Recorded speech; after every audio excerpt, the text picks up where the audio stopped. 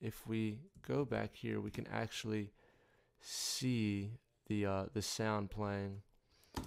My computer's turned up pretty well, so maybe that's why. But obviously, you can adjust it, you can compress it. So once we have, this is just for sample purposes, so it doesn't really matter. But once we have our track, we go over here and we go and we can apply some effects. For instance, for me, I would probably do something like this. Go to the EQ, raise a little bit of the bass. Now the EQ kind of you can actually put the analyzer on and actually watch the voice and see where it goes. Um, Me, I like to raise my bass up here, and I'm not really gonna go into the EQ really too detailed, but if you want to learn about EQ, there's plenty of videos on YouTube that will actually tell you about EQs. And if you would like me to go into more depth, please comment and I will post a video on that. But for now, I'm just going to show you the kind of effects I throw on it sometimes in my voice. So that's kind of usually the kind of area I kind of put for my voice. It's different for everybody, so kind of play around with it a little bit, and you'll get some funky sounds with it. So that's that. And to enhance the voice, we can go over here. You wanna test out each of these. I found that iMac G5 works best. No matter what computer I'm on, I think it works best for my voice, male solo. Uh, See, a lot of people go by, oh, this and that, but honestly, I feel sometimes that a different technique or things that you wouldn't think would work best with your voice. Because I mean, everyone's vocals are very different because vocals are a very dynamic instrument. Very can be very up and down and very different. And I would go and apply loud noise. And here we can actually turn on and off our effects. So, and then next thing I would do is sometimes add a chorus. And I usually just leave it at that. You can adjust the speed and intensity. And like I said, I'm not going to go into too much detail on these effects and how they work. But if you would like to know how most of these effects work, please just comment and I will post videos.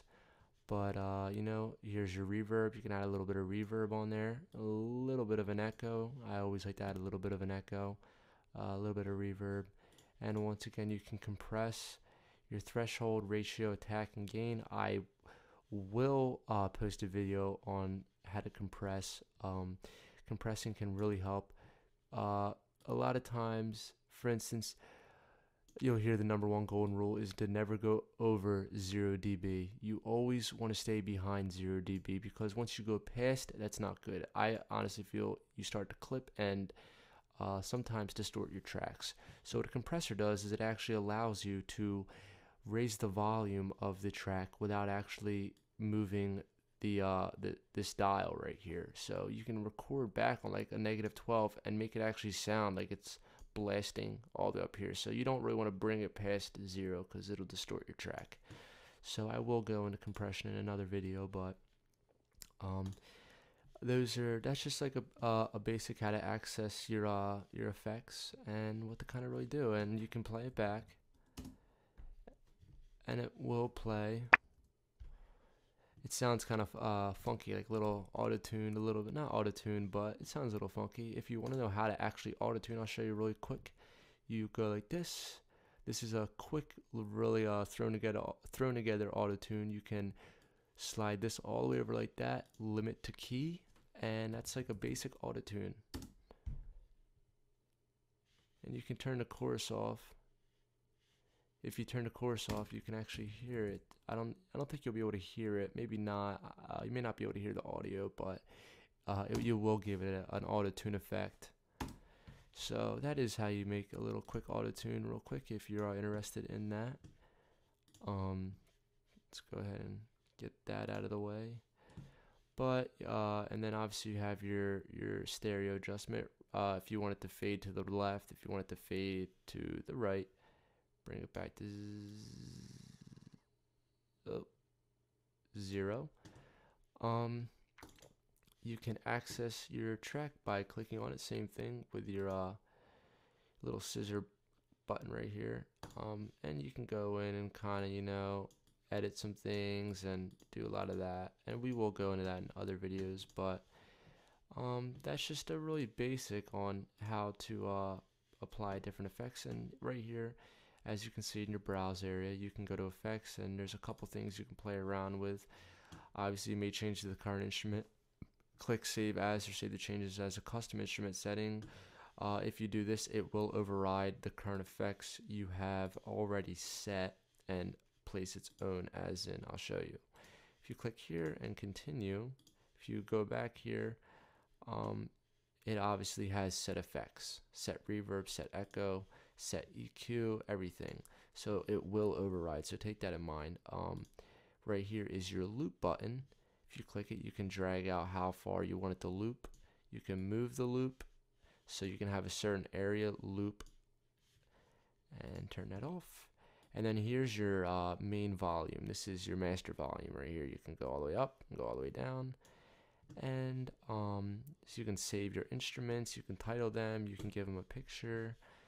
Down here, you can add different different sounds and everything like that. If you're gonna make a loop, like a beat or something, you can all kinds of different effects. You can, or not effects, but sounds and stuff like that. And you have your effects obviously down here: alarm clocks, cartoon sounds.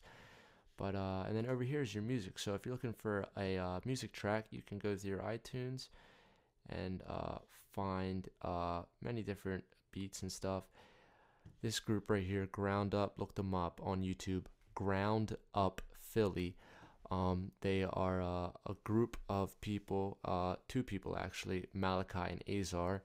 They have a good group, and they have a really good staff, and I've been listening to them ever since they ever since Azar dropped his first album, and he partnered up with Malachi around their album called Best Friends Volume 2, and they seem to be doing pretty good. So check out their YouTube page. Once again, it's Ground Up Philly, all one word. So yeah, check out their YouTube page, and they have some really good hip hop music. So yeah, give them a shout out and support them. They're really good, very talented people.